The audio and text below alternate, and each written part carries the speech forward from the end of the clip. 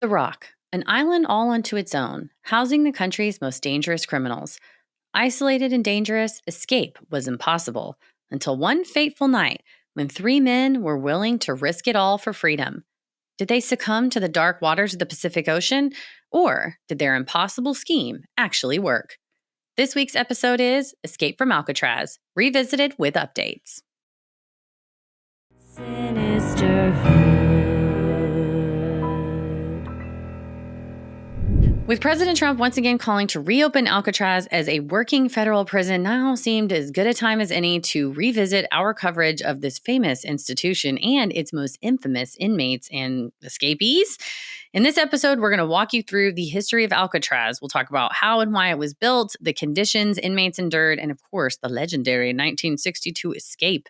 We'll also look at what the FBI said at the time and what has been uncovered since.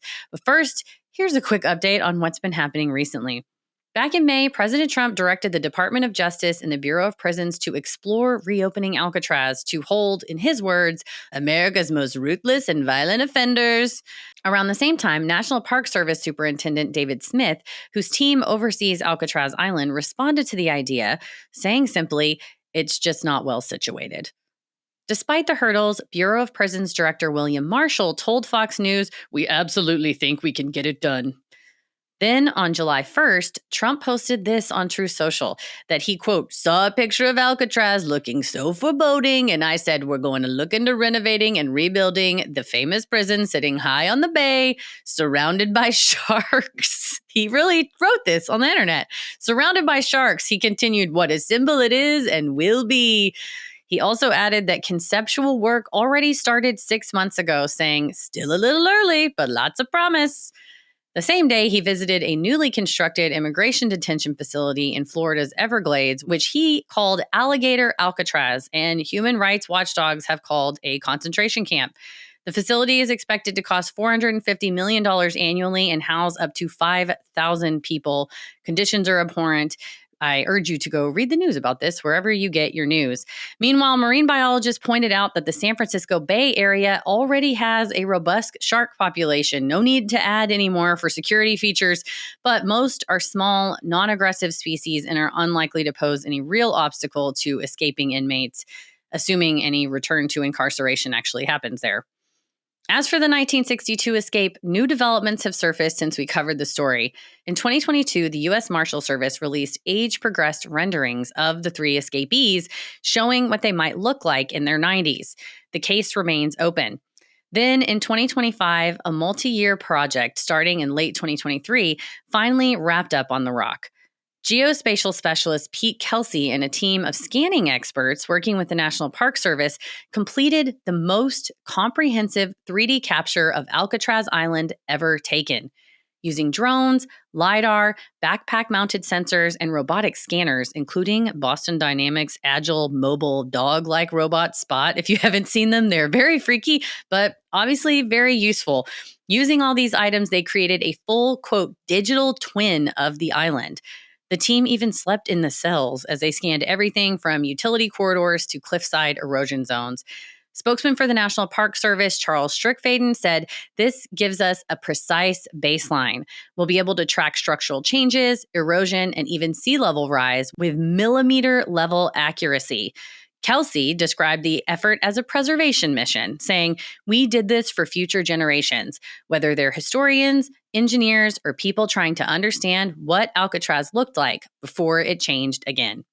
So, with these new developments, both real and proposed, we've thought it was a fitting moment to revisit how Alcatraz came to be, what life was like inside its walls, and the legendary 1962 escape that still puzzles investigators to this very day. Take a listen. Have you ever been to Alcatraz? I have. I have too. It was a Twice. really fun trip. I liked the boat ride out there particularly. The boat ride was nice. Did you go in the day or at night? It was the daytime. I've been in daytime and nighttime. Oh, nighttime? Nighttime was cool. Oh, I mean, they were both cool. Different experiences. The nighttime one is a little eerie. Spooky. Yeah. And the ride out there is cool because you can see it all lit up, the rock. My favorite thing to do in every city I visit is go on a boat ride. Oh, nice. What if there's not water? That's a hard thing. Usually, I went to Milwaukee. You'd be surprised. Down the street. There was a boat. There's a place. Milwaukee? Yeah, they've got rivers. They got a river right in the middle of the city. Ah, who would have known? I if they don't have one, I don't go. But it's so fun if it's a city anywhere near. Like when I was in New York, I took the ferry just to be on a boat. One of the best boat rides I've ever been on was in Chicago for the architectural tour. The Sea Dog Speedboat Architectural Tour. This was not a speedboat. Well, then you haven't been on the best tour in Chicago. It was a large. Yeah. I don't remember if it was a double-decker, but you know what I mean? Like they have a couple of those. It was really big like that. And they have one that's like the Chicago Architectural Foundation that's like, on your left, you'll see a building. And then ours, well, I say ours. I take ownership of the companies I work for there, yes. for years. It's funny. It's comedians. This one wasn't as staunchy as the first impression you just did, but I believe it was informational and fun. Yeah. Yeah. And just, I mean, I love Chicago and it has such a pretty skyline and their downtown's awesome and the weather was fantastic. It's a good boat ride. You know I love boats. I love lakes. I love lakes. I like boats. I like Alcatraz. Alcatraz stood in the great. Most haunted cell of Alcatraz. I also stood in that cell. Conjure a ghost. Felt eerie. I also saw the cells that we're going to be discussing today. I did too. And they had the little dummy heads. Not the same ones, obviously, but replicas of dummy heads. Dummies of dummies, if you will. The world's full of them. That's what, I think today we learned that our president's a dummy. I learned that a long time ago. Well, it's true. That's probably back when he was on The Apprentice. Probably in the 80s whenever he talked on camera. Yeah. He's never been one to seem smart. No.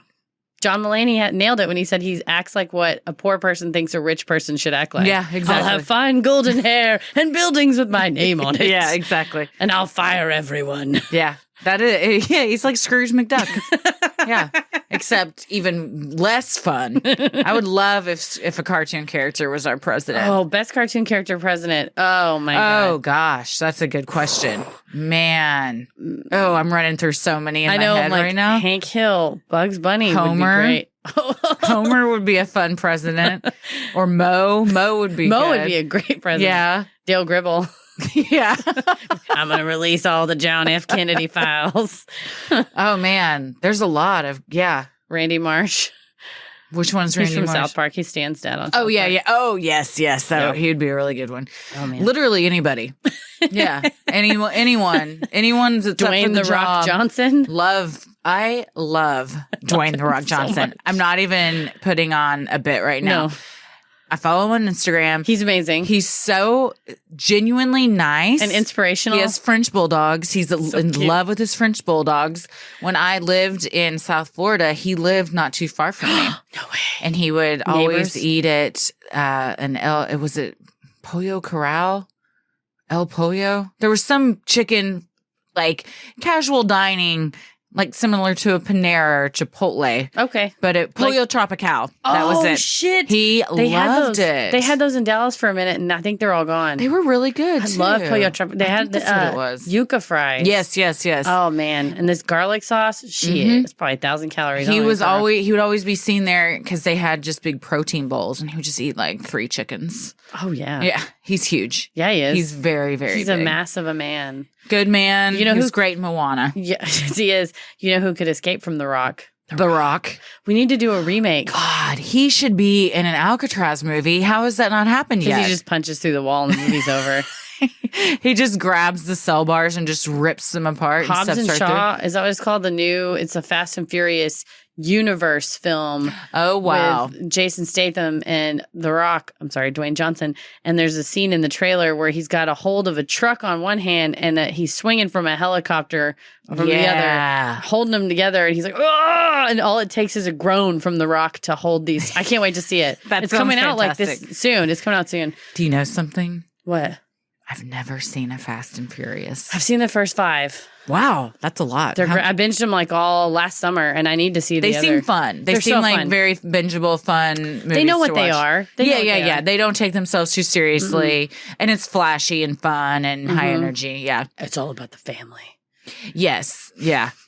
I do remember. I think I have seen the scene where they CGI'd Paul Walker in. Though. I don't think I've seen that yet. Paul Walker's still alive in the last one I saw. Okay. So I'm going to catch up before I see man, that was so sad, though. I just came up on that. Just happened a couple years ago recently. The anniversary came up? Yeah, it popped up on my Facebook timeline. Crazy. I think it was in June, anyhow. Yeah. Well, I'm Christy. I'm Heather. And we are talking this week about the famed escape from Alcatraz. When Dwayne The Rock Johnson punched a hole and walked out. Yes. What's your favorite Alcatraz movie? I think mine's the one with Sean Connery. Yeah, it's just called The Rock. I think it's called The Rock. Isn't Nicolas Cage in that? Yeah. I get that one and Con Air mixed up.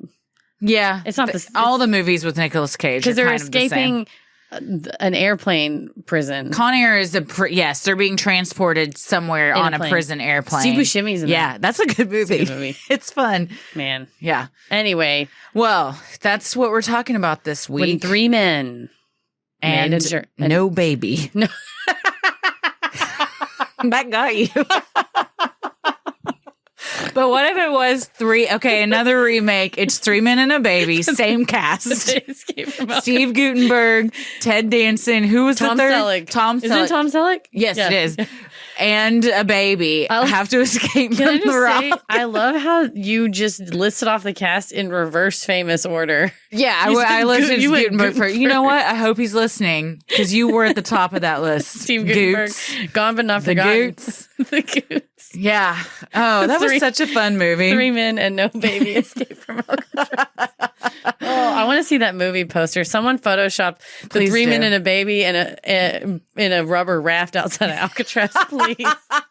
But what many don't know, and I didn't know, that we'll get into is it was intended to be 4 men. I learned a lot. I learned a lot this week. Me too. But some stuff went down and it ended up being 3. Mm-hmm. So let's get into it. In the 1930s, America was in the throes of the war on organized crime. Mafia superstars like Al Capone were openly committing drug and alcohol trafficking, gambling, prostitution, and even murder.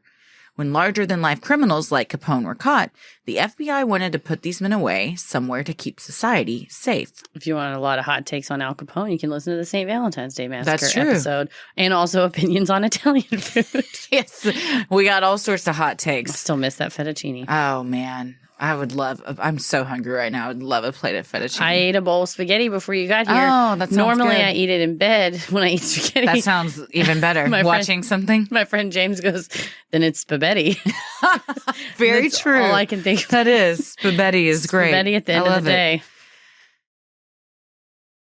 Sinisterhood will be right back. Helix Sleep is a premium mattress brand that provides tailored mattresses based on your unique sleep preferences. I'll tell you what, I don't sleep anywhere better than in my own bed because my own bed isn't just any bed. It is a Helix mattress with a Moonlight Luxe model specifically. It supports everything I need. I'm a side sleeper. I feel great. Paris is a stomach and back and side sleeper. He loves it. There's almost no motion transfer when he moves. I don't get yeeted out of the bed like I did with my last mattress. Also, I wear a Whoop fitness tracker and it is able to tell me how good my sleep is in my Helix mattress as opposed to literally any other mattress I sleep on. My Whoop's like, girl, where have you been? What are you doing? Get back home. Get back to your Helix.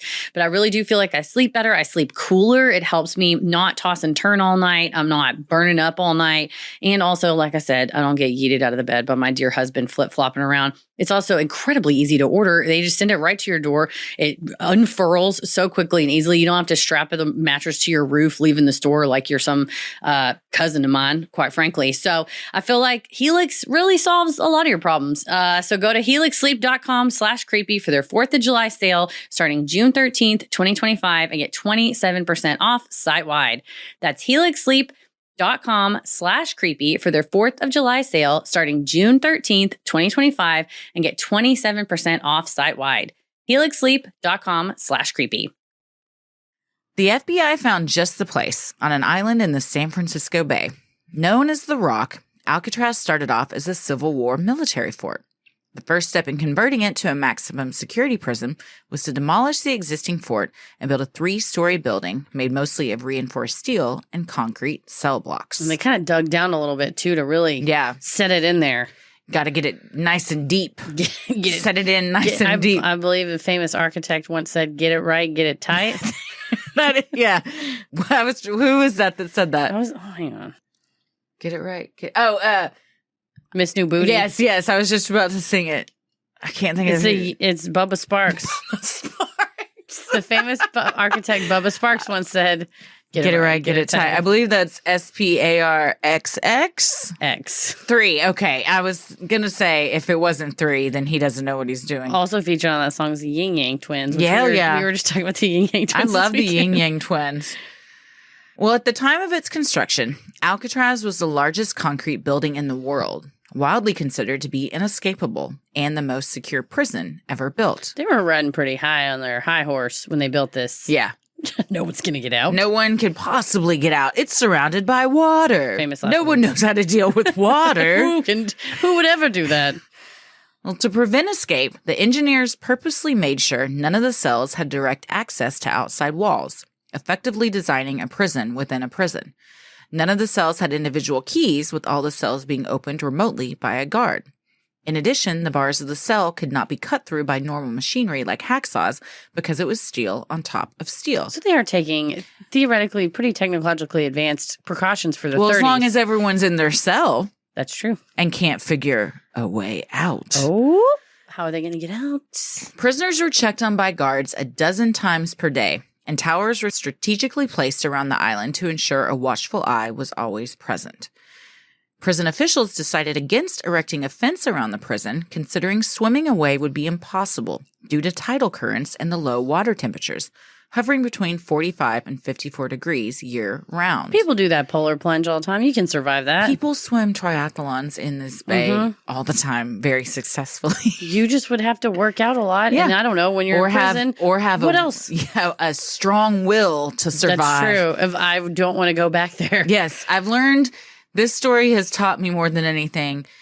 If you want something bad enough, you can make it happen. I genuinely believe that. Back is literally up against a wall and you have nothing to lose, you're capable of a lot of things that you might not be otherwise. Life or death. Exactly. Alcatraz was the prison of last resort for America's most dangerous and violent criminals, like Whitey Bulger, Al Capone, and the Birdman of Alcatraz. At the time of Alcatraz's inception, roughly 25,000 men were in federal prisons. Of those, only 250 were considered dangerous and deadly enough to merit being kept on Alcatraz. That's it's like the biker gang, one percenters. Yeah, it's a little feather in your cap, I imagine, too. I'm so bad they're sedimented Alcatraz. Yeah, I'm going to the rock. I'm going to the rock, ladies. You'll never see me again. Or will you? Oh, maybe. Jolene Babiak, author of Breaking the Rock and the daughter of the acting warden, who was 15 years old and living on the island at the time of the famed Alcatraz escape, said of the prisoners, "They were the most aggressive, most assaultive, and sometimes the most mentally ill of those 1%. Imagine for a second, 15 years old. She lived there. They all live there. That's what a time to be alive. They in your interview her formative years on the PBS show. And she's like, the alarm started going off, and I was going to school, and mother said, "Come inside. Yeah. A prisoner has escaped." How scary, dude! Because you couldn't really commute easily back then, and they just had a school. Yeah, you just because otherwise they'd have to take a ferry every time they wanted to go back and forth to do anything, or see their family or whatever. But one mistake and that somebody might come for your 15-year-old daughter. Yeah, or wives, your kids' wives. Everybody lived on not a great place. They're a stone's throw from the worst criminals the U.S. has to offer. You would be like a fuzzy little creature living in a lion's den. Living in the zoo near the lion cage. That's wild. Just don't fall in. Golly. Well, during the time Alcatraz was active, from 1934 to 1963, 36 prisoners attempted 14 different escapes. Of these, all but 3 were caught. Who were the 3? Ooh. On June 11th, 1962, a trio of low-end bank robbers did the impossible, escaped from the rock. The 3 men, Frank Morris and brothers John and Clarence Anglin, had been sent to the rock after repeated escape attempts at other prisons. So these weren't even, Al Capone. No. Mafiosos. They were just slippery fellas. Yeah, they weren't big mafia names. And from what I could tell, there were no murder charges that I saw. That might have been something they dipped their pin in, but mainly it was just car theft, robbing banks, stuff like that. That's wild that they're housed with these just hardened criminals. Yeah. Well, that was the thing. If you tried to escape from other prisons multiple times, they'd send you to Alcatraz because it was the inescapable prison. Try this one, slippery boy. So you get all these prisoners that have escaped multiple times, not just these 4, but lots of them. multiple ones. And then you put them in an environment where they're challenged, like, try and escape from here, you little man. Why are we talking like we're from the 40s? That's what they talked like on Alcatraz. You don't know. And then you've got all these people that are like, all right, I'll prove you wrong. Yeah. Yeah. And they all were in prison in Atlanta together. So they already knew each other before they even got to the Rock. So they kind of had some backstory there.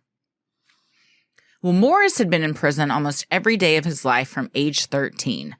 According to Alcatraz records, he had an IQ of 133, one of the highest in the prison. So he's kind of the mastermind. He is. You'd also think, being that smart, you would have not got caught so much.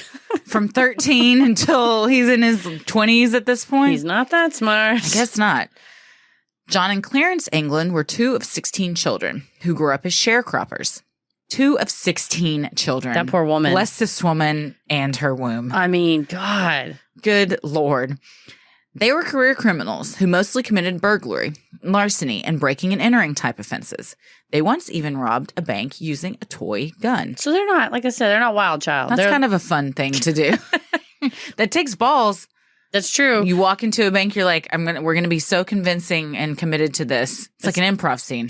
It still counts too. Yeah. I mean, they robbed a bank. It's true. Just wasn't worth a royal gun. While these 3 men became household names after their daring escape, what some don't know was that the plan was for 4 men to make their getaway. Alan West, a convicted car thief from New York City, was to be the 4th escapee. But on the night their plan was sprung into action, he was unable to get out of his cell in time and was quickly abandoned by his fellow inmates. No honor among escapees. I guess not. Unfortunately for West, he was unable to escape.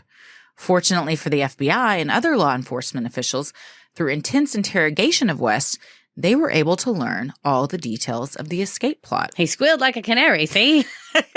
It's kind of, though, if he had got out, it would be a total just head scratcher as to how this was all done. Well, we're going to get to the government cover-up. Yes. The conspiracy. 100%, yeah. But I think, it's almost like an ego thing. I think they're probably glad that they got that guy. So they have, because there's a lot of parts I think they would not have even found. Oh, right, yeah. Yeah. A lot of missing parts.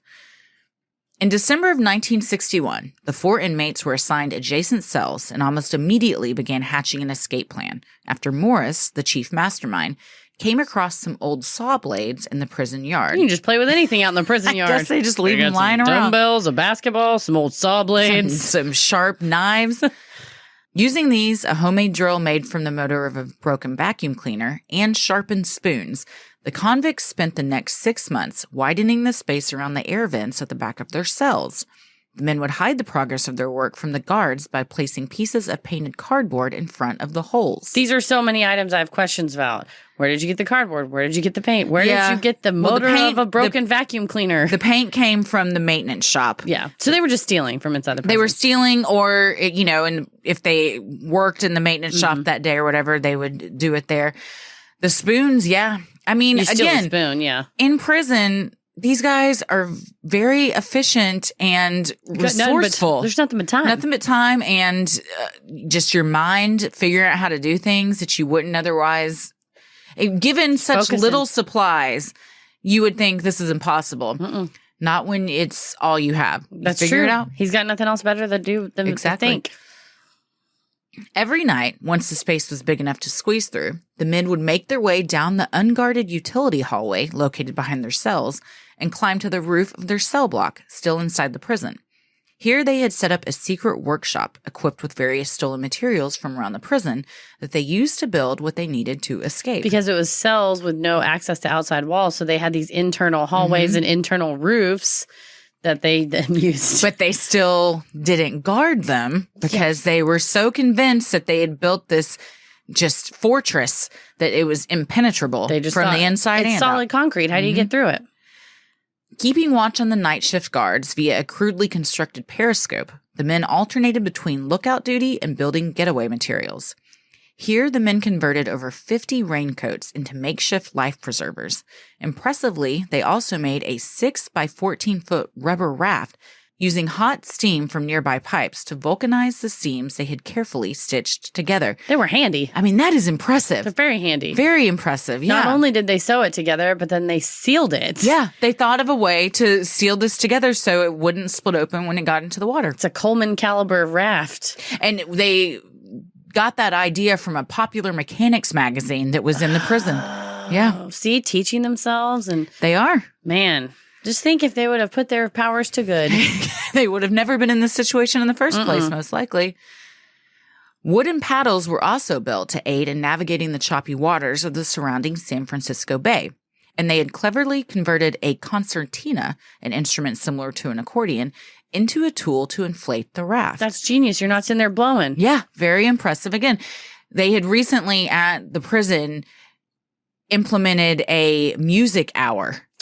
So every day at a certain hour, the prisoners had different musical instruments like the concertina or accordions. That was also one way they were able to do their work in their cells, the louder stuff, because they would wait until Frank Morris would play the accordion while the other ones were chipping away at the wall. Oh, man. They were good planners. They're good planners. We can't give you wise guys nothing nice. You're going to turn it into I know. an escape plan. This is why we can't have anything nice. To prevent the guards from noticing that anything was amiss, the men concealed their absence while working out of their cells by piling clothes and books under the blankets on their bunks and placing dummy heads they had made from a paper mache-like mixture of soap, toothpaste, concrete dust, and toilet paper on their pillows. Okay, I know that it said that they checked on them 12 times a day. Yeah. But there was some unsupervised time for them to build Michael Scott-esque dummy head that they could then... Or somebody was getting paid off and looking the other way. Interesting. Sinisterhood will be right back. I'm getting to that point in my life where I'm not trying to wear anything uncomfortable. I'm not trying to do anything uncomfortable, much less wear it. But that means clothes can't pinch me, shoes can't hurt my toe and squish my toe, and intimates cannot poke, pinch, run up, bunch up, scratch, anything like that. So I've become very picky as I increase in the years here, and Skims intimates are pretty much the only thing I'm trying to wear. I do not want to wear other types of bras that are going to smash me, make me look not good, make me feel not good. With my Fits Everybody crossover bralette, I love how it feels on my body.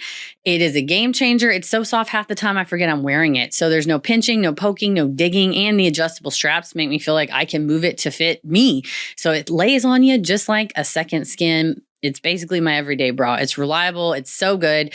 Same goes for all my underpants I got from the Fits Everybody boy shorts, lightweight cotton lace boy shorts. Literally anything I've gotten, I know not only does it feel good when I first get it, but it gets even softer and somehow still holds its shape after so many washes. So shop our favorite bras and underwears at skims.com. After you place your order, be sure to let them know we sent you. Select podcast in the survey and be sure to select our show in the drop-down menu that follows. To further enhance the realistic look of the heads, they used paint from the prison maintenance shop and glued real human hair collected from the prison barbershop floor to the tops of them. To the guards, it appeared the prisoners were sound asleep in their beds. The fake hair from the barbershop's genius. That's very smart. I never would have thought of that. No. Well, I think if you're in a position where all you have to think about is your freedom. It's like MacGyver. Anything's useful. Exactly. Suddenly everything's useful. You can get out of that cell with a paperclip if you want it bad enough. On the evening of June 11th, 1962, the plan had come to fruition, and the men prepared to leave the rock once and for all. With the decoy dummy heads positioned in the bunks, Frank Morris and brothers John and Clarence Anglin slid back the cardboard, removed the air vents at the back of their cells, and squeezed through to the corridor. So it's off without a hitch. It's off so far without a hitch. Alan West, however, had already encountered a problem. A few days earlier, to prevent his cardboard from slipping down and exposing his handiwork, he had used some wet concrete to hold it in place. Unbeknownst to West, the concrete had hardened, and he was now unable to remove his air vent. He chipped away at it as quickly as he could, but his fellow inmates were in no position to wait, and soon convened at their secret workshop. I mean, you just have to go for it, right? Him or them? Them. I mean, they have to you can't wait. That's in the waiting game. Today is the day. This is every man for himself at this point. We're doing it today. Yeah. But why would you use concrete to hold something? Yeah, that's kind of dumb. Like pile a book over there or something. Wet concrete. What is it? Its whole purpose is to harden and become hard. Put it on one corner and you can peel it off. I don't know. He didn't think it through. He didn't have 130 IQ like Morris. Exactly. With their makeshift life preservers and raft in tow, the group of now 3 climbed up a series of pipes to the 30-foot ceiling above. Once at the top, they pried open a ventilator shaft, keeping it held open by fashioning a bolt out of a bar of soap. Guards would later report hearing a loud crash as the men broke out of the shaft, but since nothing further was heard, the source of the noise was not investigated. I think I heard some up there. Just leave it. It's your imagination. Probably rats. It's just the rats. You know, the rats got to go somewhere. There was so much shoulda, woulda, coulda after this happened. I mean, it's the inescapable place that no one can escape from, and yet you hear a big bang in the night and you go, bah. I think at any prison, if you hear a large bang, just go look. If I hear a large bang at my house, where there are no inmates, I'm going. Well, sometimes I feel as if I'm being held prisoner that we know by Petal, but yeah, I'm going to go investigate what's going on. You don't just shrug your shoulders. No, I think, especially if you're a federal prison guard. This is the last job in the world that you should just shrug your shoulders if you hear it. I mean, I don't know. It's probably fine. It's probably fine. Probably a ghost. It's nothing. Well, on the other side of the ventilator was the roof of the prison. Quickly and quietly, the men made their way across the roof, where they shimmied down a 4-story smokestack, climbed 2 12-foot barbed wire fences, and made their way to the dark northeast shore of the island. Shout out for not getting the raft stuck on the barbed wire fence. Right? I mean, and also 50 life preservers, that's heavy as fuck. Also, this giant-ass raft. That's true. And it's very thick rubber. I would think it would be pretty heavy and cumbersome to be able to get yourself through all of this, let alone having to carry all this shit with you. I mean, I guess the guards in the towers must have just been sleeping. The spot where they got to the shore to launch the boat was one of the few blind spots on the island, and they knew of it too. See, and that's it. You just watch. You wait. You just gotta find that one. Yeah. Can I just say, someone asked us on our Patreon Q&A last month, what is a thing that you saw in TV or like in a cartoon as a kid and you would be more like quicksand? Yeah. I would like to rescind my previous answer and change it to barbed wire fences. You thought you'd deal with them a lot more? I just thought those were just everywhere. I think partially due to the movie Addams Family Values, which if you remember, Wednesday Addams is sent to the camp where Peter McNichol and Christine Baranski are the very cheerful camp counselors. Yes. And she's trying to escape to stop Uncle Fester from marrying Joan Cusack. I know a lot about that. It's one of my favorite movies. It was a good movie. God, it's so good. Too Legit to Quit. That song was in it. Is that the first one? That was in the first one. I think it's the first one. Oh, yeah. Because, and then she's trying to get away and there's a barbed wire fence and so she can't get over it. I just thought, oh man, every camp, everywhere you go is going to have a barbed wire fence. Yeah, anything good surrounded by a barbed wire fence. Turns out now it's only like the post office. Like, there's not really or if you have cattle or something like that. Yeah, something that, someone would. The post office. The post office has got barbed wire around it. The one down the street? Yeah, so people can't, I guess, steal letters.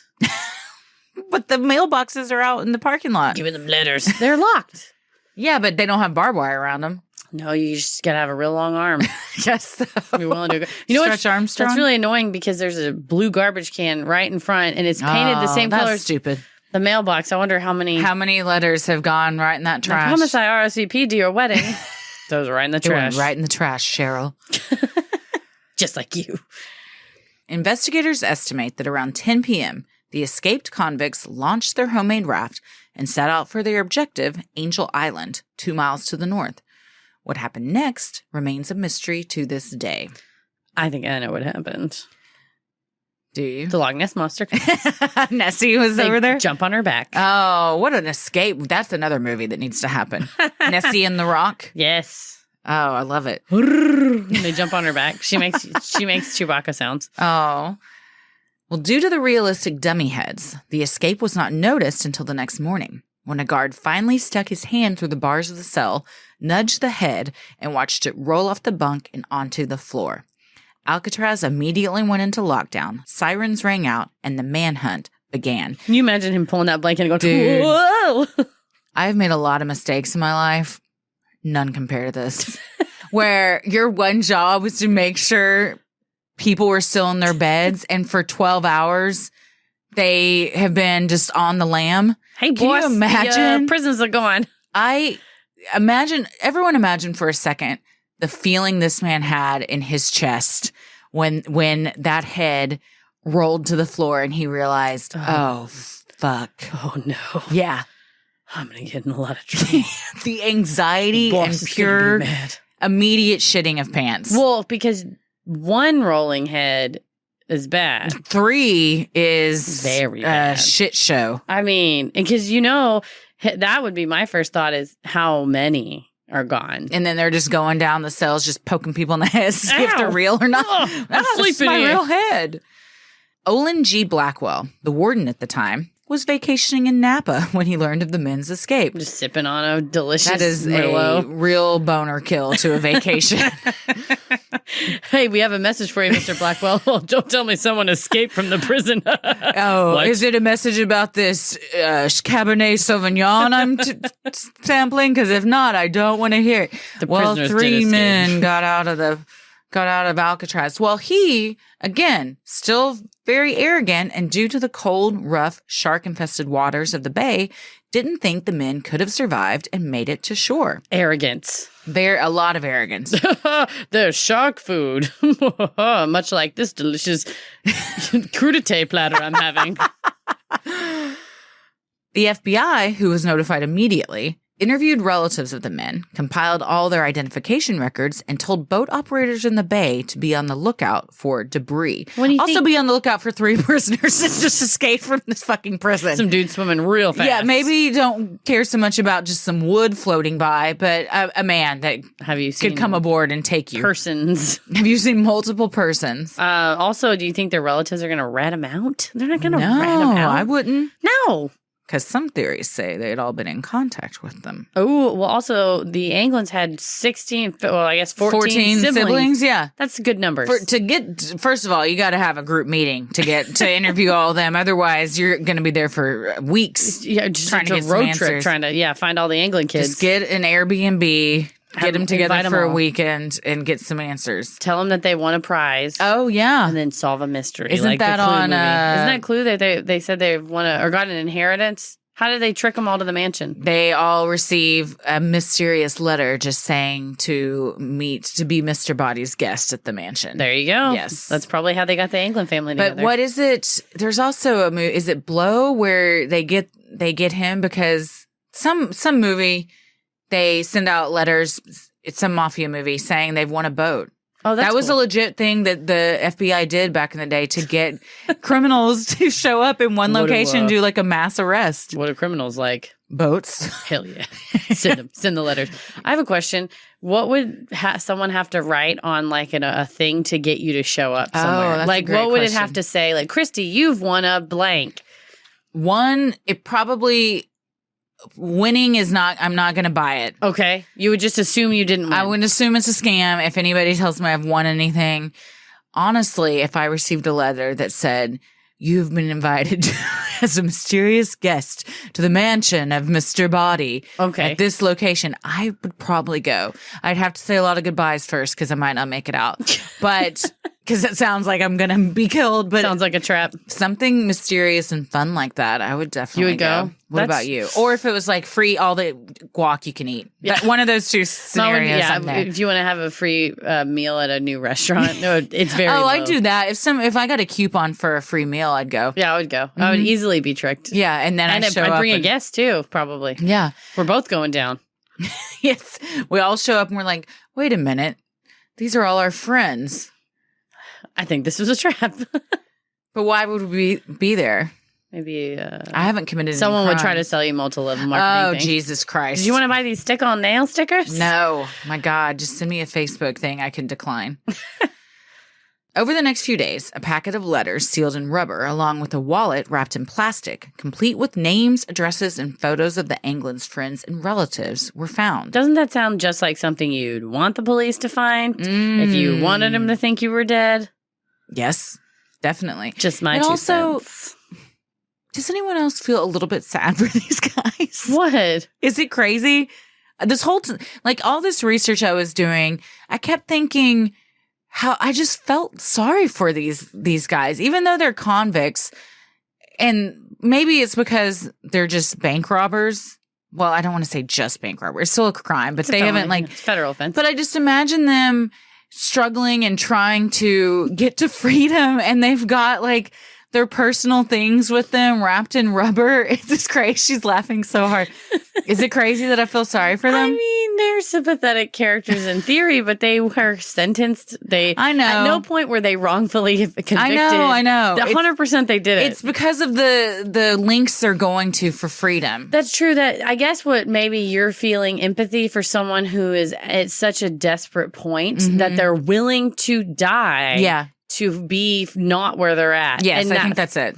I mean, I think, if I may not get too political. Please. But that's the thing I feel about people seeking asylum at the border, that if you're willing to risk the life of your children and yourself, I don't think you're an idiot. I think, oh my God, how horrible. How bad it must be. Think about what you would do to save Ella. Anything. If it's like the only way we can do is to walk to Canada, you'd go, well, I got to get some good shoes on. Or swim across a fucking ocean. Or whatever. Yeah. You would do it to save Ella. Yes, and so absolutely. I think maybe it's kind of a little bit similar, when you think, what's that feeling inside of you that is like, I can't take this anymore. I'm going to die here. You feel like a trapped rat. Yeah, you're trapped. Just a rat in a cage. You want to do anything you can to get out. Hot take here. Go on. I have a lot of hot takes about prison, but one of the biggest ones is, yes, these people are criminals, oftentimes murderers, rapists, the worst of the worst. They are not going to be rehabilitated in an environment like that. If you're driven to insanity. Yes. True. If you're just trapped in I don't know. We've both been in these cells.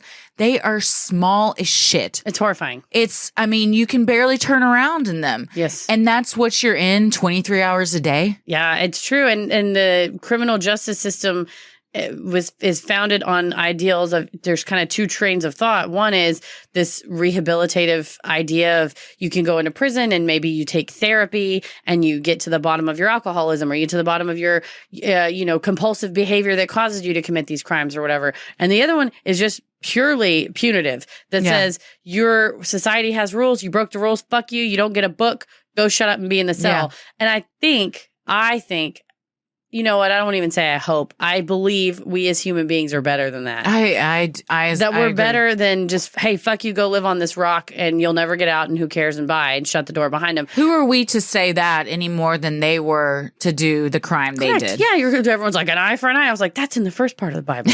There's a guy that shows up. Keep reading. Yeah, let me just get to put it down. Get to the good part. It's like Harry Potter. I mean, there's some not spoilers, but there's some things change as the book goes on. Sure, absolutely. So like any anthology series, things are going to change. You can't be like Kramer, who turns off the movie where the lady goes in the coma, and Kramer's like, if I'm ever in a coma, pull my plug. And then he goes back and watches the rest of the movie, and she wakes up. And he's wakes up. Oh God, don't pull my plug. And he's got to go find Elaine to tell her not to pull the plug after all. You got to keep reading, right? You can't just say an eye for an eye or whatever. So I think we should, and hopefully as we get better politicians in office who are less funded by giant corporations who run these private prisons and run the ancillary prison services that go on, right, where a phone call is $40 and a bottle of, a thing of ramen's $15, grossly inflated prices for already vulnerable people. And by the way, the prisoners aren't even paying that. Their families who are impoverished are paying. Yes. You don't have a bunch of rich people in prison, again, for other reasons. Yeah.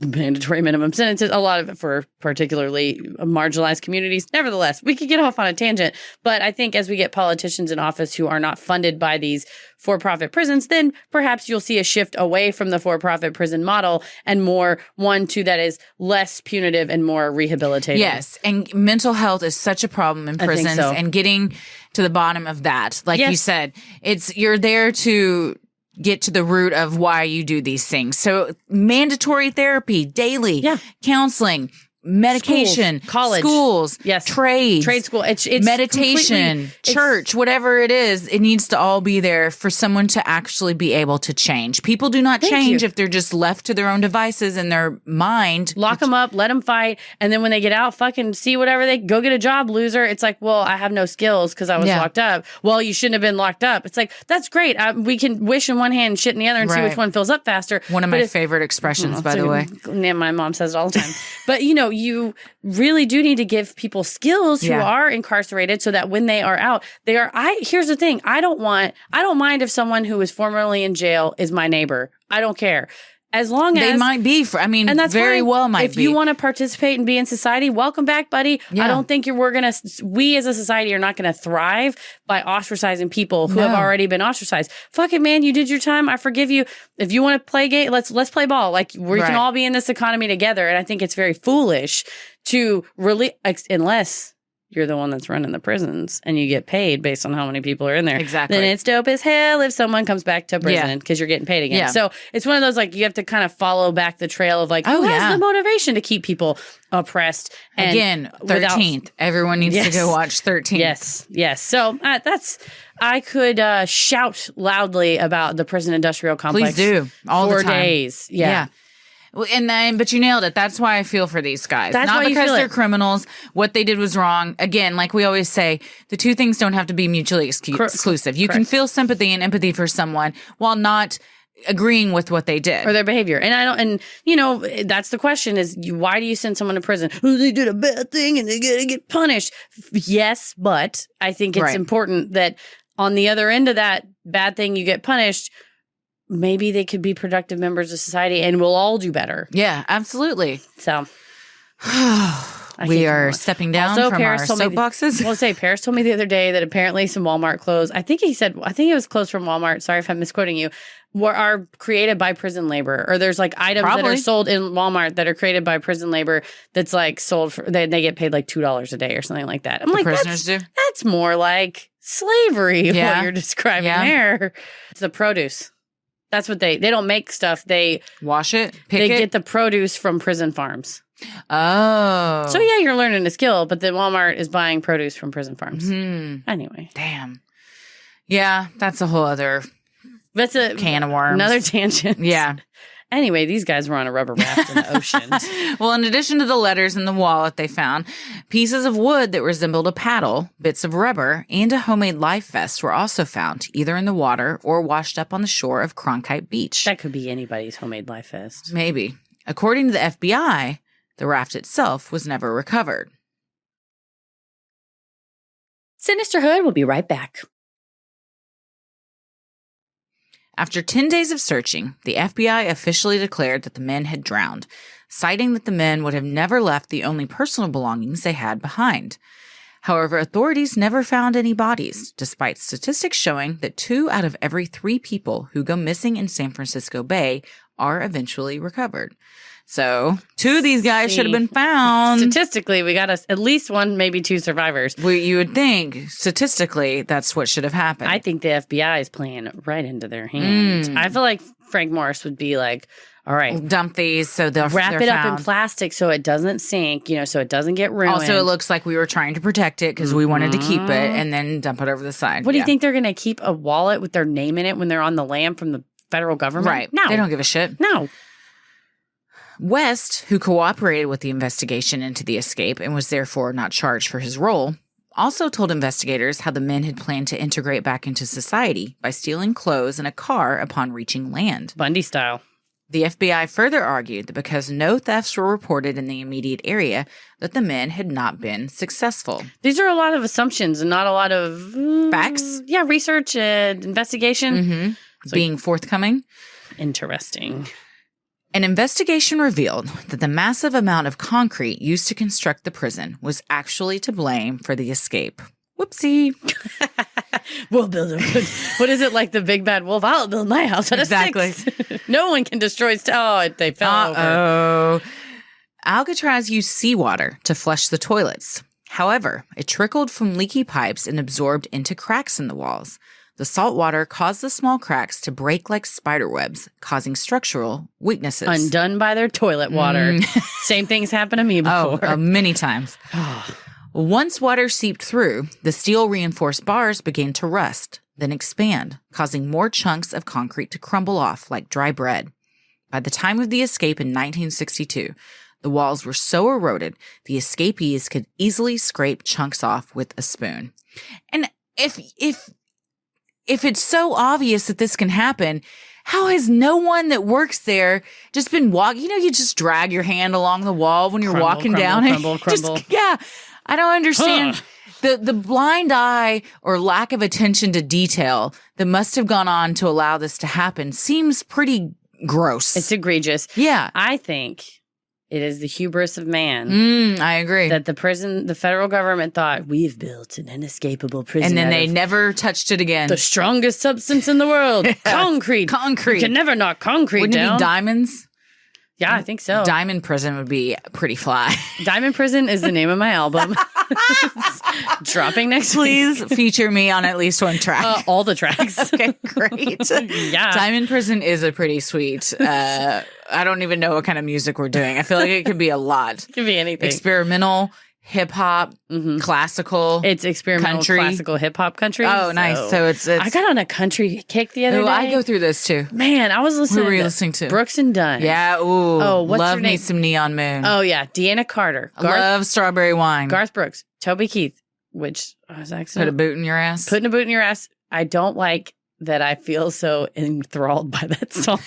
You just put it on, you're like, I'm not a Toby Keith. I'm not a Toby Keith fan, but I'm on board with all the other ones. I like some Toby Keith, but there's one song that there's a lot of problematic lyrics. Is Beer for My Horses. Yeah. Don't listen to the lyrics. So I just unliked it from Spotify because it would pop up, and I thought this is a fun. Oh my, no. Well, it's about women, right? No, there's what I think is perhaps a thinly veiled reference to lynching. Oh, geez, and I was like, Louise. Willie Nelson, why? Because Willie Nelson sings on that song. What was the lyric? Take all the rope in Texas and find a tall oak tree and hang up all the bad boys, which I feel like maybe, I don't think. Whoa. Yeah. It's one of those songs that you kind of got a catchy tune, and then when you stop, you go, oh no. So many of those. Dude. Were we talking about that? I think so. Where it's recently, like where you don't even realize what you're listening to because it's so catchy, and then you start listening, you're like, God, Jesus Christ, I've been singing this. Driving down the road, and I was like, oh my God. You and just I thought, pull over and have a moment. I was like, I'm not going to stop it because I need to hear what else they say. And I was like, it doesn't get any better.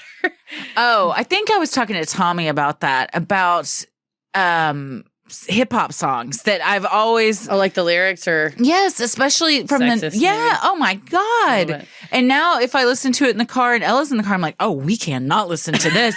And I shouldn't have been listening to it. I feel like I'm encouraging or supporting all this horrible sexist language. Well, you know how we talked about Too Close by Next on the Travis Fulton episode? What popped up on the radio, or not, I guess it was on like a Spotify like 90 or like 2000s mix. And Paris was like, oh, you know this song? And he like turned it up. And at the beginning, the guy goes, you think she can tell I'm hard right now? Oh my God. The song started. I was like, what did they just say? Good like, you know, God. Also, who are you talking to, sir? I guess his friend. So you're hard in front of, let's just break that down. You have an erection. You've got a hard on with your girl in front of your friend and you're all dancing at the club. He leans over his shoulder to his buddy. Hey, buddy. Hey, you think she can tell I'm hard? I don't know, but I know you are now. And now that's all I can think about. And she's like, I can hear you guys. First of all, yes, I could tell because you've got it pressed up against my back. Second, I have ears. I'm right here. If I'm close enough to feel your dick, I'm close enough to hear what you're saying. So I used to, along the same lines, if I'm close enough to feel your dick, I'm close enough to hear what you're saying. That will be on our quotes this week. Great. But on that same thing, it was like, I think it was like hip hop of the 2000s or something. Eminem came on. And man, as a 15-year-old kid. I love Eminem. I still love Eminem, but I do realize there are some problems. Oh my God. Yeah. Well, it was My Name Is came up, which we then, as we were both trying to sing the lyrics and failing, we realized there's a radio edit that we knew. Yeah. And then this was the album. Oh, the uncut version is almost unrecognizable. It's obscene. Yeah. And I thought, oh, I'm old now. Yeah. That I was like, Eminem, what are you saying? What are you doing? And he's older than we are. Oh, God. So imagine how old he feels. That's true. That he's singing those things. I was going to say, I wonder if he goes on tour now, if he sings those old songs. Oh, I'm sure. You got to make money. Those are the hits. You got to make money. They're the money makers. Nobody goes to an Eminem show and they're like, I don't want to hear Stan or I don't want to hear My Name Is. Yeah, I'd love to hear the new stuff. No one wants to hear. I want to hear Eminem's new stuff. All concerts, that fucks me right off. You know, nobody wants to hear No, I'm sorry. No matter who you are, even if you're the Rolling Stones. Especially if you're the Rolling Stones. Yeah, they're in Houston soon.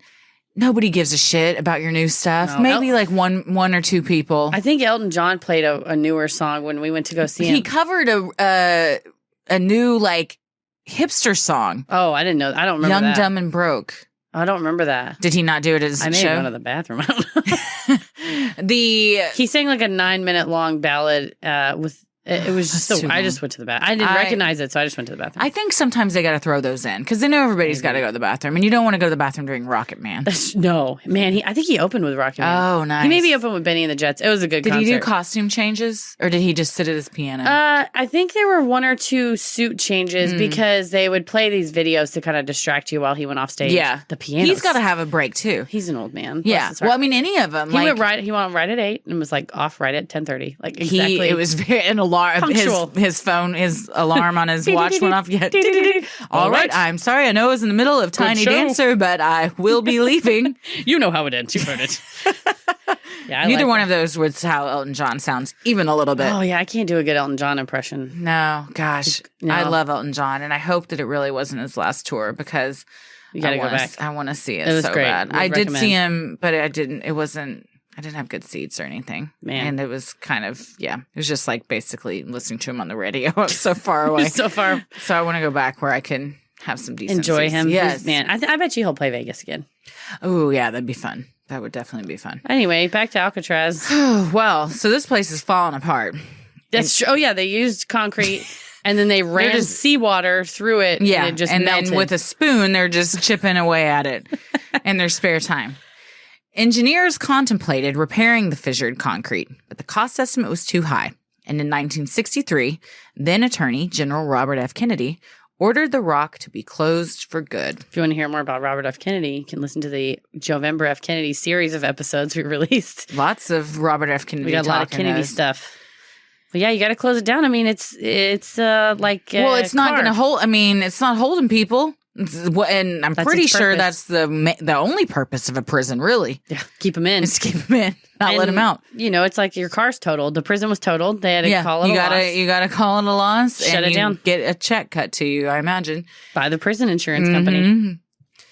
Well, after a 17-year investigation into the iconic escape, the FBI officially closed the case on December 31st, 1979. Stating that the prisoners most likely drowned due to strong currents and extremely cold waters. They believe at some point the men's raft broke apart and sank, and in an attempt to swim to shore, the men succumbed to hypothermia and their bodies were swept out to the Pacific. Seems like a convenient answer. Doesn't it, though? There are many, though, that believe the men didn't succumb to a watery grave and were successful in escaping from the rock. Right here. You're looking at 2 of them right here. On December 16th, 1962, John Paul Scott, another inmate who successfully broke out of Alcatraz, was found by 3 teenagers near the southern end of the Golden Gate Bridge. He had managed to swim 2.7 nautical miles from Alcatraz to Fort Point and was suffering from hypothermia and exhaustion. Do those freaking snitch-ass teenagers tell on him, call the cops? I don't know for sure. They probably had to take him to the hospital. I imagine they didn't know he was an inmate and found this man suffering and near the edge of death. Don't let me die. Just let me die. And they called someone to help, and then it was discovered that this guy had escaped. And then he wakes up in a prison and is like, no, no. It was all a dream. Dude. Well, Scott was promptly sent back to Alcatraz after recovering at a nearby hospital, but did prove that an inmate can reach the shore by swimming, and in much less favorable conditions than what Morris and the Anglin brothers were faced. That's true, man. He did it in December, and they were in June. The waters were probably a lot more warm in June. Yeah, and just the tides and everything were less choppy and less of a strong current on the day that the 3 escaped. Man, you swim 2.7 nautical miles, and then in very unforgiving waters. You basically just exercised. Because they just put you back where you came from. That sucks. Yeah, you exercised and nearly died. They put you back in the prison. You got a little staycation in a hospital. That's it. Get some Jell-O, maybe. Yeah, and then you can't even enjoy it because you know you're getting sent back. Man. Well, today we feel very bad about these Alcatraz. I do. I feel bad for bleeding hearts. I don't want to say I know we're gonna get so many liberal snowflake comments. Whatever. I'm proud to be one. I know what I am. Very much. Me too. I understand that people have to be held accountable for their crimes. I just think that I think our prison system is fucked. And this must have been a not very good place to be if you're willing to swim 2.7 nautical miles in December in the ocean where you will drown. In shark-infested waters. There is honestly, and that right there might have made me not do it. I'm so scared of sharks. And they would just come up and you wouldn't even know it. But if you're like, well, I'm probably going to just rot away and die in here. My life is miserable. I have nothing to live for in here. Maybe I'll drown. Maybe a shark will get me. Yeah, but you know what? If I do, at least I'm not back in this prison. Yeah, or maybe I'll make it. Yeah, and that's what freaking teenagers called the cops. You're holding on to that glimmer of hope. And even, again, here comes my bleeding heart.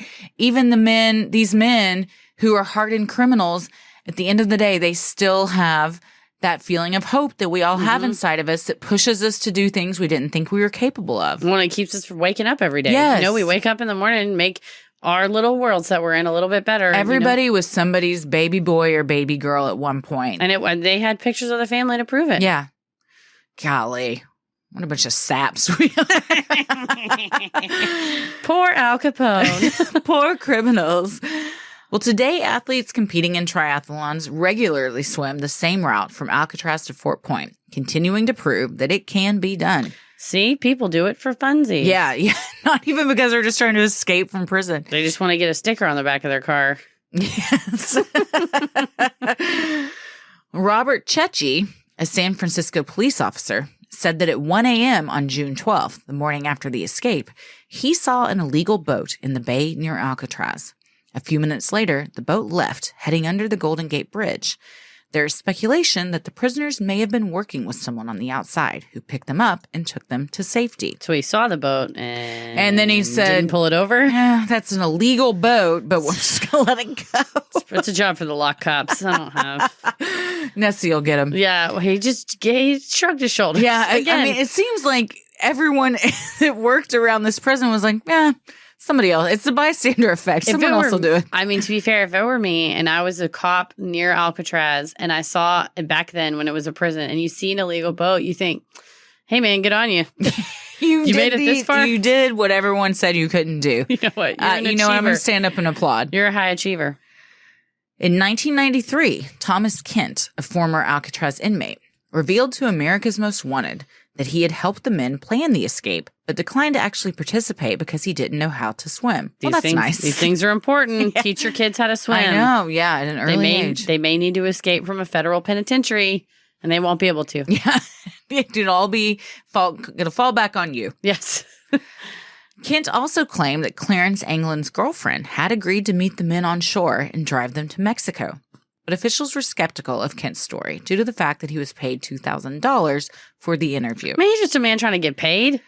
You know, I think it takes a lot to help plan an escape for 4 other people and just be like, you guys go on. I'm just here to help. Do you think that Thomas Kent was telling the truth? Or do you think necessarily if someone's paid to do an interview, like with the Travis Walton people, some of them got paid, do you think that undermines the credibility of the interviewee? That's a good question.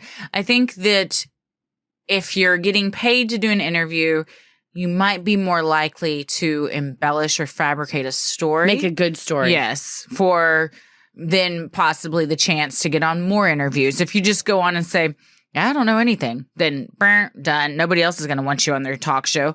But if you've got a good, juicy story, then you might start getting booked. You're going to need an agent. You're going to get some headshots. Prison headshots. How many thousands of dollars would they have to pay you to lie? About what? Anything. Say you... Who's they? The government? No, like Inside Edition or, Which, by the way, I'm sorry, I have ADD and I'm going to tell you the story. So there's a video that's viral right now of a little guy. Okay. He's a little guy? He's a short gentleman. Okay, all right. He's maybe 5 foot, screaming in a bagel store. Guess what? I have not seen Guess this. what he's screaming about? There's not everything bagels. That's what I said. I said, well, were they out of everything bagels? Turns out, Lox. No, cream cheese. Women don't like him. Oh, and he chose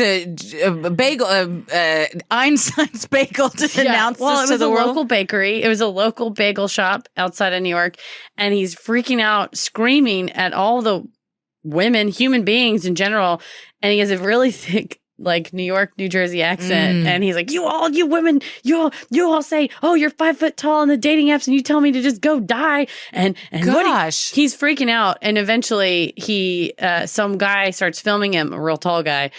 And then another guy, and he's like, you think I'm scared of you? I'm not scared of you just because you're tall. And a guy behind him steps up and he's like, oh, you want to go? I'll beat your, and before he can say, I'll beat your ass, the taller guy tackles him to the floor. Wow. Which was a heroic move, in my opinion. He was a crazy person and he needed, he just was on. So turns out he has a YouTube channel, of course, and I think he was kind of doing it for publicity. Oh. But he agreed to do an interview with Inside Edition. There you go. And he's standing outside. And of the bagel shop? No, they're just in front of a row of houses, or there's just like trees in the background. But the correspondent from the Inside Edition that they sent looks like Giselle Bundchen, but she's like even taller.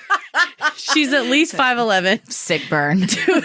And she's talking to him and she's just towering over him, holding this microphone down on him. She's like crouched down to get to his level. Much to no one's surprise, he's like, I don't like you. I don't like this interview. The interview's over. And he freaks out and runs. But I think Inside Edition had various reporters of different heights. And they thought, you know what, Michelle, we're going to send you. Or she doesn't even work for them. They hired her for the day. They called a modeling agency, send us your tallest model. Yeah. Oh, so my I think gosh. they probably encourage you to embellish your story also. Maybe so. Or do things to make it more difficult for you. Yeah, but say you saw like a light flash across the sky. Uh-huh. And you thought, man, that I don't think that was a plane for whatever various reasons. It wasn't a shooting star. Like, I think I might have seen a spaceship. Mm-hmm. And you genuinely believed it. And someone came to interview you. And they said, okay. And you're saying, yeah, exactly what I just said. And they said, but what else did it do? Could you maybe say it like hovered a little bit, or you got a closer look? Was it a saucer? Honestly, this is going to sound like I'm bullshitting. No amount of money would make me buy. Yeah, I don't think so. Because all you have is your character. Miss Mull used to say that. Yeah.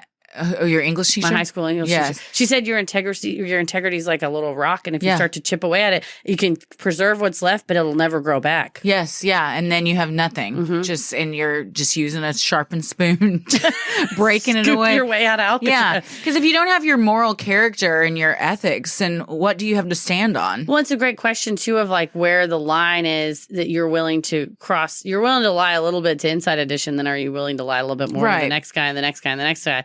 And, then were you willing to cheat a little bit on your taxes and a little more and a little more? So, I don't know. It's a great question. Or cheat a little bit on your spouse. And then, it's I'm not cheating. Effect. I'm just sending pictures. Yeah. So it's like inching. Another thing that Miss Mull used to always say to us, there was an Alexander Pope quote. It's really long. I'm not going to bore you with it. But it's basically that idea that you're exposed to immorality that so often that then you're willing to slightly participate in it. Yeah. And then if you participate it, then suddenly you can become it. It's sort of quickly.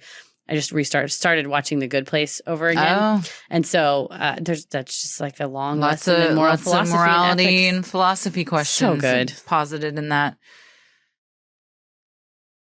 Sinisterhood will be right back.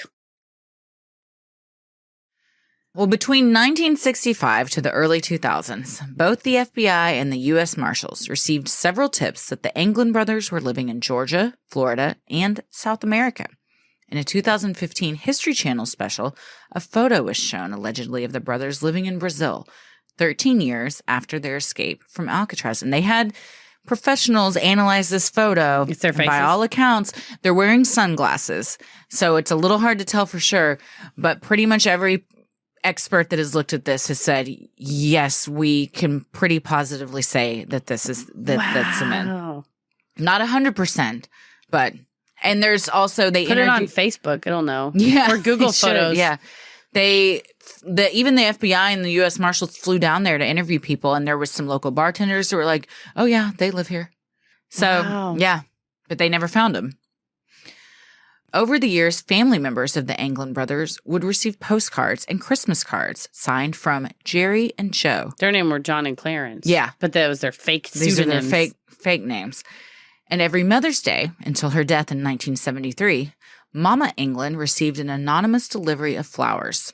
At her funeral, 2 very tall, unusual women in heavy makeup were reported to have attended before quietly disappearing. Dang, Mrs. Doubtfire did it. This is, again, I think when I was researching, it was stuff like this that made me really feel for these people. That even though you're out, you can't have any relationship with your family, and you've lost your parent now, and you can't even grieve the way you need to grieve. You know, you're having to like be in costume to go to their funeral, and you still want that connection with them, and you're sending Christmas cards and stuff, but it's just sad to think about. Yeah, that's the reason why they did it. Probably. Yeah. You know, they wanted to at least have some human desire for connection with another human. And that you're cut off from that really in prison. Yes, that will drive a person insane. Absolutely. I think it will. I mean, that's the stuff that happens when babies are small and they don't get that human connection that can then severely psychologically damage them later. Absolutely. I guess at least they had each other. That's true. The brothers. What if that's like the two Anglin brothers that didn't get along? It's like, you're the only all person. The brothers that could be in this prison with me. I get stuck with Clarence. Well, in 1989, when Papa Anglin died, 2 strangers in beards showed up at the funeral home. According to Robert, brother to John and Clarence, the strangers stood in front of the casket looking at the body a few minutes. They wept, and then they walked out. Again, that's just a sad image to think about. But you still wanted to pay their respects. They have to say goodbye to their dad, yeah. And also that relationship was stolen from them. I'm talking about these guys like they're these innocent people that did nothing wrong. Okay. And I'm well aware that they are criminals and they were in jail for a reason. They did commit crimes. Yes, 100%. But it's the thing that we talked about, I think, with the Menendez brothers, which really did flip my feelings on the death penalty of, yes, you have done wrong actions. Yeah. But I think that as a society, I hope that we would not throw a person away. Right.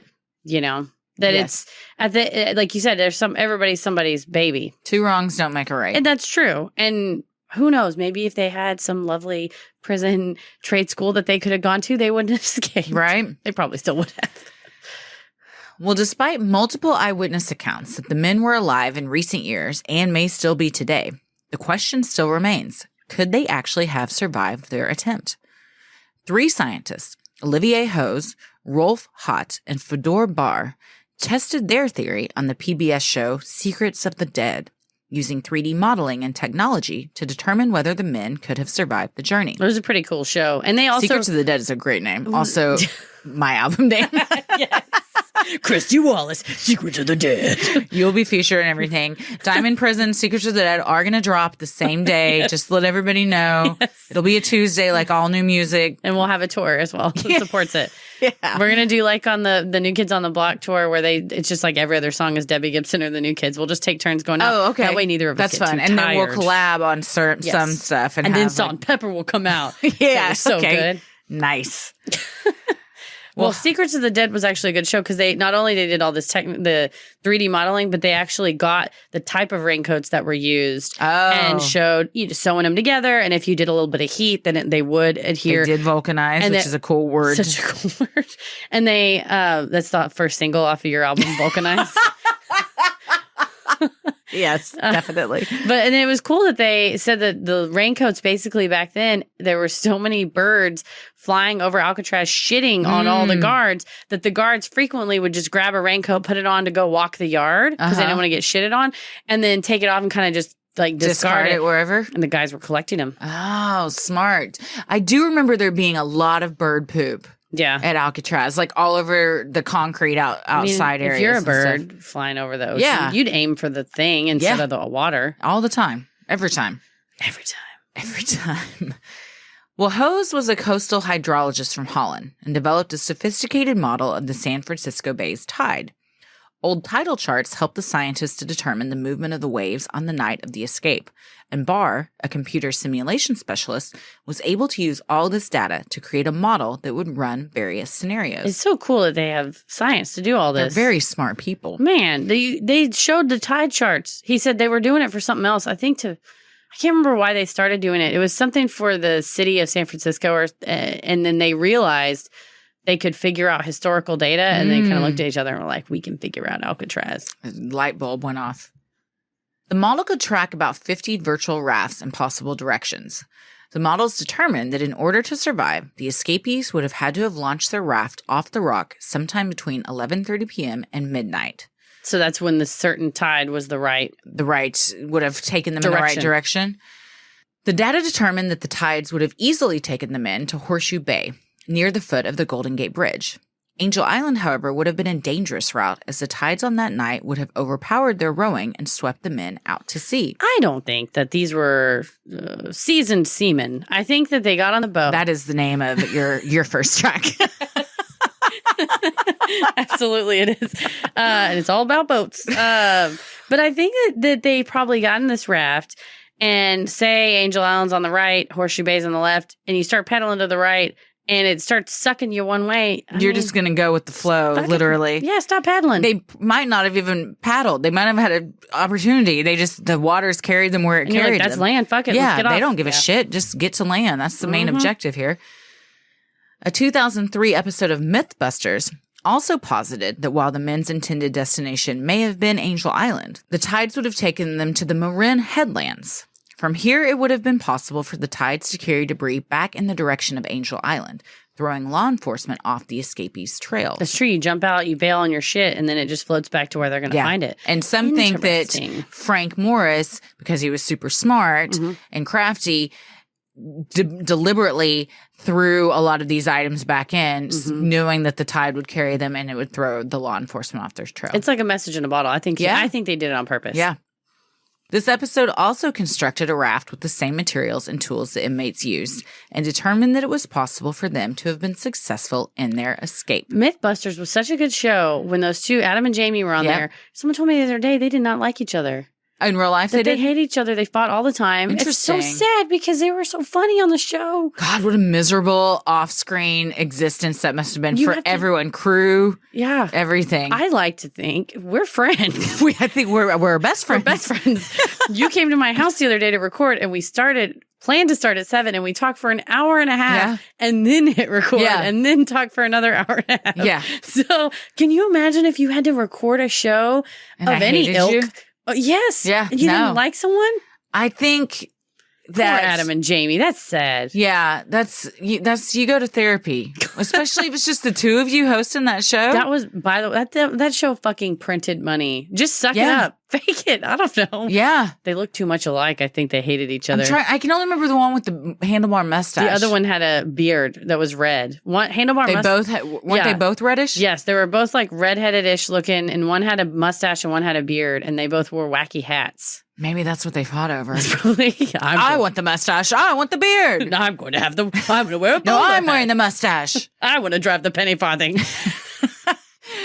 Yeah, that show did bust a lot of myths. It was so cool. As a kid, that's where I learned a lot about ballistics and how shooting a gun through the like gel and stuff like that, or like getting a body made out of like goo, and like how certain things would shoot through the goo and stuff. That was cool. Another thing similar to the quicksand and the barbed wire that I just remembered that Mythbusters disproved that I always was concerned about. Your myth got busted?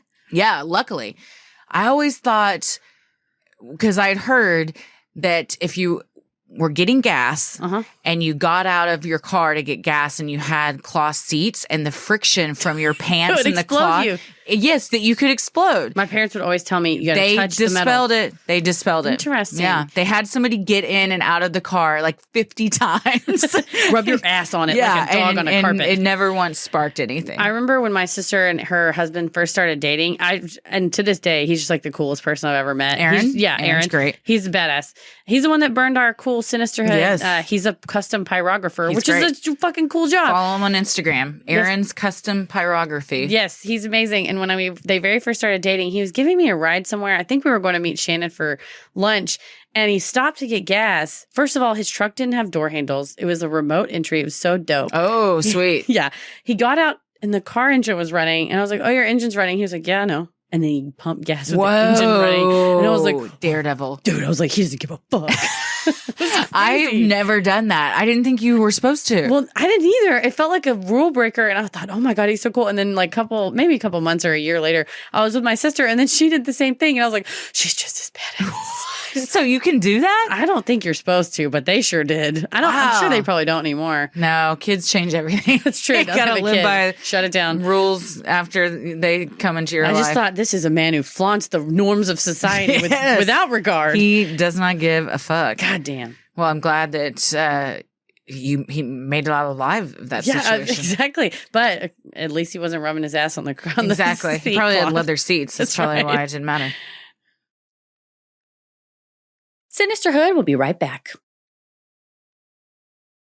Well, while the FBI officially closed their file in 1979, the U.S. Marshals remains open. And in the 2011 National Geographic documentary, Vanished from Alcatraz, Deputy U.S. Marshal Michael Dyke brought to light some new information. I think, too, probably at the time, the U.S. Marshals, the FBI, it made them look like idiots. That some people escaped successfully. Yeah.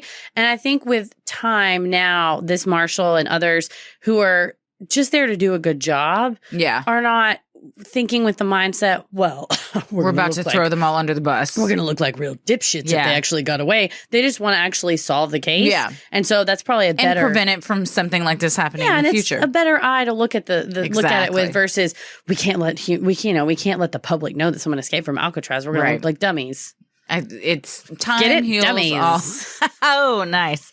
I would say time heals all wounds, but I don't agree with that statement. True. No, sometimes you stay pissed off for a really long time. One of the main reasons I don't agree with that statement is when I served on a jury for a wrongful death case of an infant at a daycare. It was very, very sad. It was a civil case. And the defense attorney in his closing argument stood up in front of the jurors and said, I really just don't think that, my client should be held liable for all this. And as far as the parents, I mean, time heals all wounds. No. You could hear a pin drop. And all of us were just like, did he literally just say time heals all wounds and that this family should get over the fact that their kid was killed by fucking someone. 6-month-old died in this daycare? No. It was wild. So now anytime somebody says that, I'm like, yeah, not always. Not always. No. Defense attorney, sir. That was a shit show of a trial. I'll tell you That's like one where he finishes and saying that and thinks, oh no. I have to imagine he immediately went, and his counterpart at the table just looked down at the table when he said, like, oh, co-counsel. Jesus Christ, yeah. I shouldn't have fucking brought this guy. That's like when I toured SMU for the first time and they were talking about their Greek life, and it was a couple months or a year after there was a hazing incident where some boys forced another student to chug a 5-gallon bucket of water, and that you like internally drown. And the girl was given the tour and said, we have a strong anti-hazing policy and we have no incidents. And I said, what about that kid who drank the water and died? And she goes, well, we're all trying to forget about that. You know who's not? His parents. That's what I yelled from the back of the crowd. You did? Yep. Nice. And it was very quiet. And my mom wasn't with me on that tour, and she probably would have punched me in the ribs if she had been. She probably would have been like, good job. Hell yeah. Get him. Golly. Yeah, she said, we're trying to forget about that incident. I'm sure the school is. I'm sure you are trying to. Also, proud SMU alum over here. Pony up. No.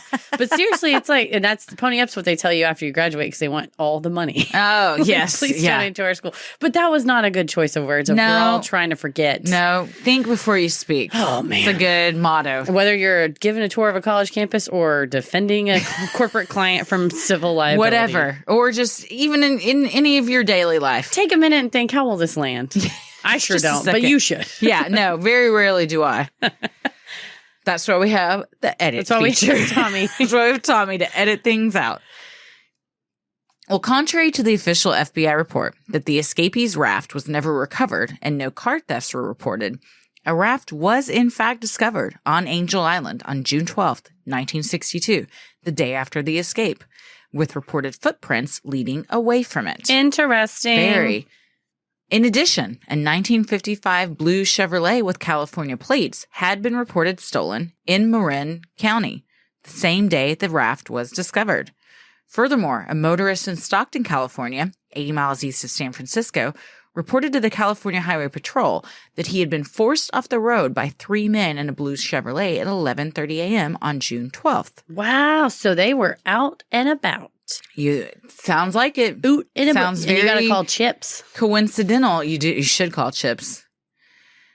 Dyke also said that boats docked on the opposite side of Angel Island could have allowed the inmates to gain access to one of them, thereby hitching a free ride to the mainland. Oh, that's true. If they hid in a boat or hooked themselves to the back of it. Yeah. Wow.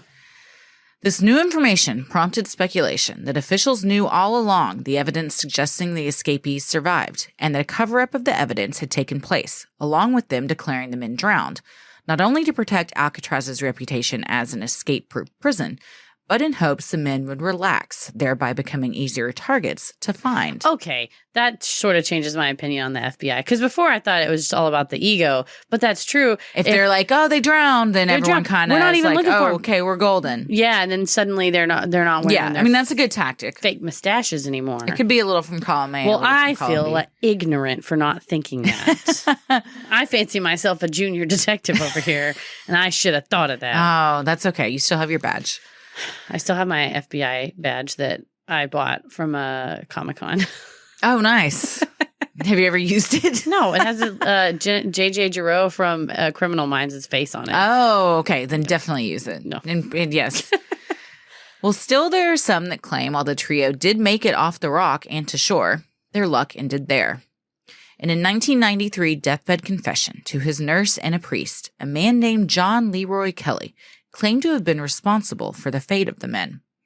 According to Kelly, he and his partner picked up Morris and the Anglins in a boat and proceeded to take them to the Seattle area. Instead of helping the 3 escaped convicts cross the border into Canada, Kelly and his partner murdered the escapees in order to steal the $40,000 the prisoners' families had collected for them. Oh, that's sad. I'm confused if they wouldn't have had this money on them. That's true. I wonder where. So how would they have collected this money? I think John Leroy Kelly was full of dookie. Yeah, I'm not. Officials dug up the site where Kelly claimed to have buried the bodies, but no bones were ever discovered.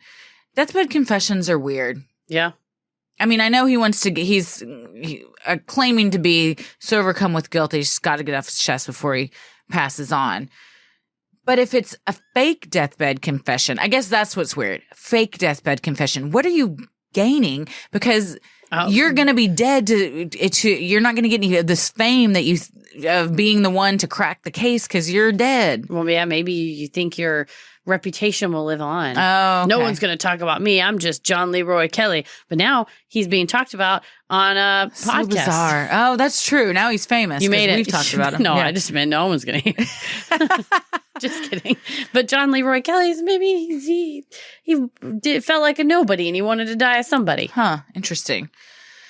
Well, in 2013, the San Francisco Police Department Richmond Station received a letter that forced the agency to reopen the cold case. My name is John England. I escaped from Alcatraz in June 1962 with my brother Clarence and Frank Morris. I'm 83 years old and in bad shape. I have cancer.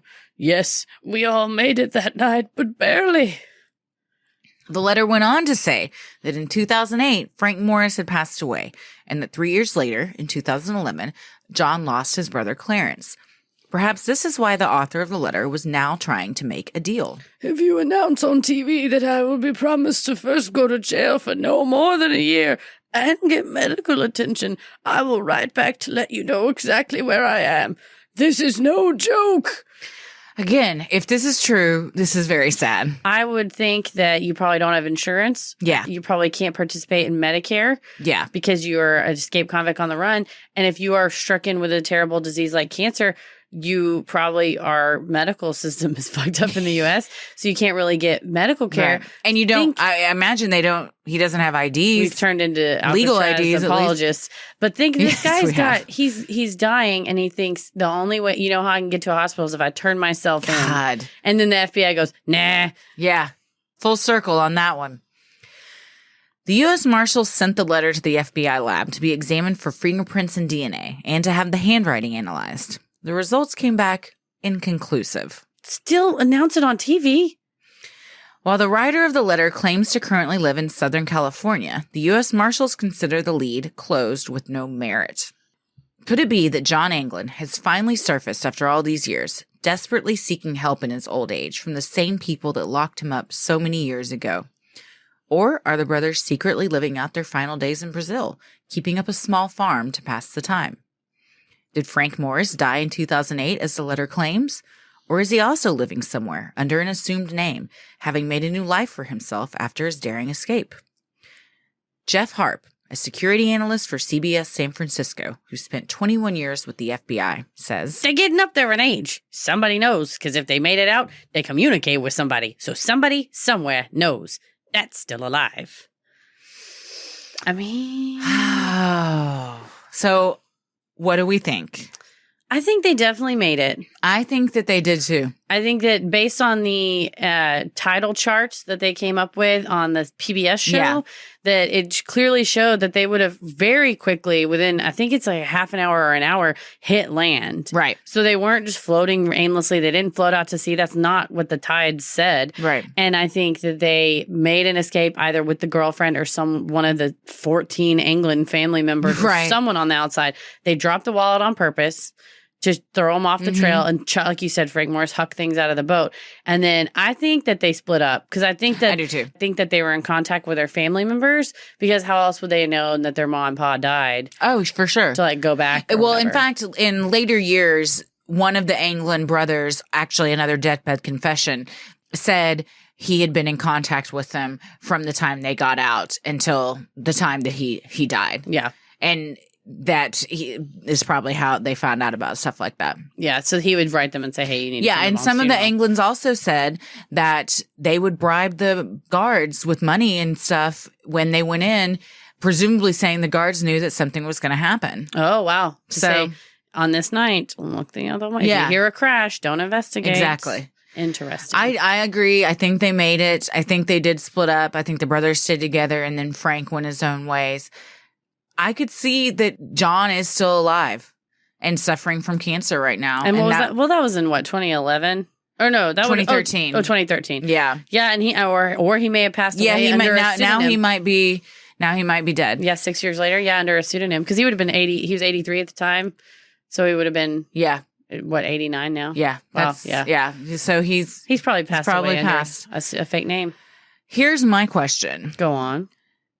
Can you ever really enjoy your freedom or relax when this is your life? When you're always looking over your shoulder. Yeah. Which is worse? Being in prison the worst thing about prison is the Dementors. but with the chance to get out, say you have a prison sentence of 30 years. But the problem is you might get shanked before you know, or beaten or the mental suffering you endure. I had this epiphany the other day. This is a stupid thing, but I'm going to say it anyway. It was Sunday morning. It was really nice. And I was having a very nice Sunday morning. And I was like, I need to get up and do some things. But I'm going to stay here for another few minutes because there's only so many Sunday mornings. Yeah. And you think there's a million more, but there's probably not 30,000 more. Right. You know? And I think that it makes you, when you have gone through something traumatic, like for me, I lost my dad. Right. And that made me really appreciate and be present in a lot more ways than before and not think so far in the future or worry so much about the past or try not to be so into my phone. And so I think when you are faced with a scenario like that it makes you be present. So now I'm really, I'm trying to enjoy my Sunday morning. Yeah. You know, anytime that it's it doesn't have to be anything fancy or extravagant, just a nice moment. So I think if you escape from prison and you find a lady, whatever, have a kid, who knows what they did. Even if they didn't, even if he just grew tomatoes in his backyard. Got to feel the sunshine on his back. Go out, wake up in the morning, have a nice cup of coffee. No one's yelling at you. There's no and the thing opens. You know, you just get to go outside and you pick the tomato and you hold it in your hand and it just feels plump and good and you take a bite and you think, if they came and got me today. Yeah, at least I had this. It was all worth it. Yeah, I agree. So even if you are a little bit looking over your shoulder every night, just taking in that moment that you have, I think maybe, it's worth it. You think we made it. Like you said, we made it just barely. Yeah, and I think they did probably go out of the country. I think it would have been easier. I think, a lot of people said that they saw them in the States, and in that letter, he also said that he had lived in the Seattle area for a while. So perhaps he did. And then it's interesting that he claims to be living in Southern California again. You come back to what you know in the end. True. I wonder too, this is me having a romantic, creative writing kind of brain. What if you're like a U.S. Marshal or FBI agent and you're investigating the case and you like find him and you like go to the house and you see him and he has like a family or a grandkid and you just take the thing and shred it. You just take the piece of paper and go, you know, what am I going to do? Put this 70-year-old man back in, not Alcatraz, but in federal prison? Like, fuck it. I don't know. You That's have where soul, your morals right? again come into play. Your job is to arrest him, but your soul tells you he's bouncing a little girl with pigtails on his knee. Yeah. Am I going to take this old man in? How do I even know if it's him? You can't test DNA, but probably fingerprints. They probably have, maybe your fingers get all wrinkly. I don't know. No, they can still I think they're still your prints, though. I burned them off. Yeah, I don't know. That's a good question. But that's going to be in the 3 Men and a Baby Escape from Alcatraz. 3 Men, No Baby Escape from Alcatraz. We found the plot. That's how it ends. Yeah. That's how it ends is the U.S. Marshal finds Steve Gutenberg. Oh, I like it. Old Steve Gutenberg and lets him go. That's perfect. Well, I'm glad we've written that. And now we have some albums, too. Yes. A lot of creative things on the horizon. So look for all of this. Well, let us know what you guys think. Definitely. Let us know if you think they got away. Or if you have any truthers out there who think they drowned. Yeah, I mean, and it's very possible to have drowned. Yeah, it's for not sure unreasonable. But why wouldn't they have found their bodies? Yeah. And it's like you said, majority of people who end up in that bay, they find them. Yeah. Based on the currents, they slam against them. Yeah, I think that something would have been found. So I think that the prison people that built this overestimated how much of a moat the bay was going to act as around this giant rock. They put a little too much faith in concrete. Yeah. A lot of faith in concrete, a lot of faith in Mother Nature, and they got screwed by both. Yes. You know what? Mother Nature will get you. Every time. Should have put up a barbed wire fence. Well, yeah, let us know what you guys think. This episode of Sinisterhood is made possible with the help of our amazing patrons. If you're interested in supporting the show, consider joining our Patreon. You'll get access to ad-free regular episodes, weekly bonus content, you're able to vote on episode topics, join our monthly live streams, and more. Keep it creepy. Mwahaha.